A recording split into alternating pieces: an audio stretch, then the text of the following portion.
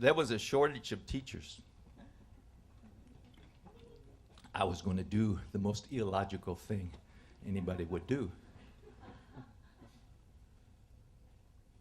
I was offered a job there in El Paso because I graduated from the university there. And I remember it was a $2,500 a year job. Uh-oh.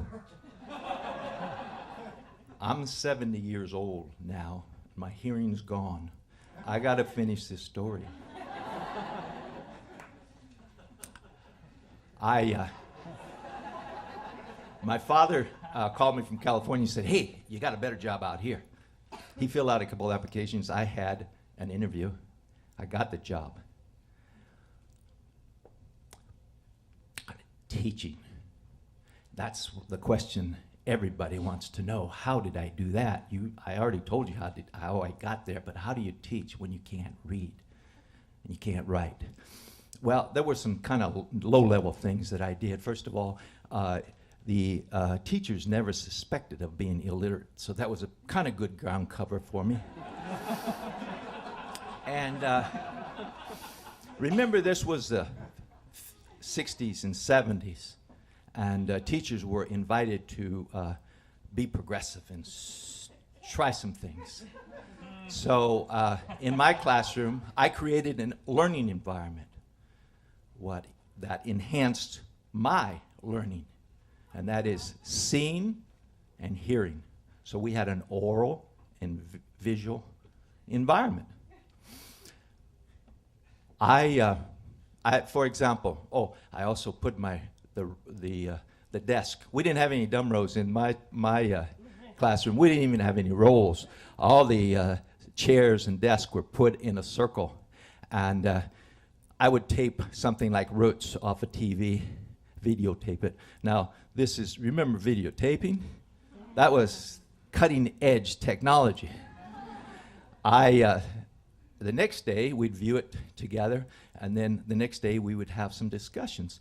And the community that we lived in was a multicultural community, and we had some really interesting and stimulating discussions there, sometimes heated and sometimes very heated. And so I was bold, and some things were happening in my classroom. And of course, there was some paperwork that I had to cover, you know.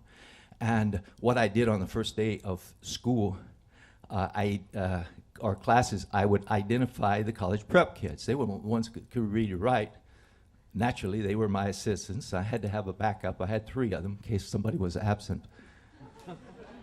They covered about 95% of the written work that I needed to do, and I saved about 5% for my wife. I worked with a lot of kids that nobody else wanted to work with, and I think maybe the principal gave me a little bit of slack in terms of getting my lesson plans in on time and those kinds of things. I know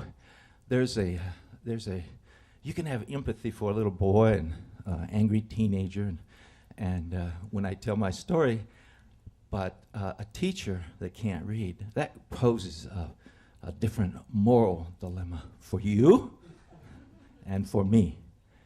Not knowing how to read. I really truly believe that a good teacher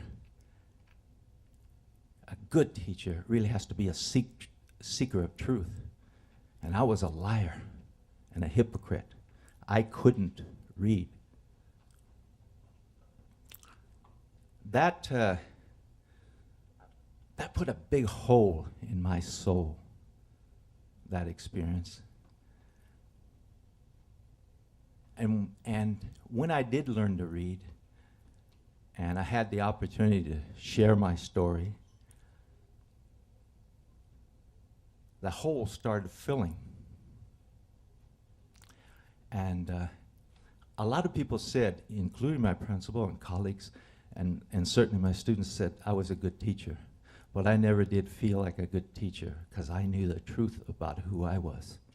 I knew the difference between who I was and who I wanted to be. And telling my story, it sort of closed that gap. And healing. It's never too late to learn to read.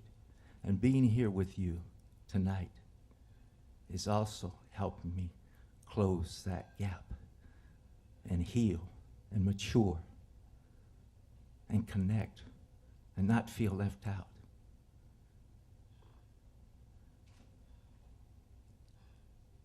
Thank you for listening.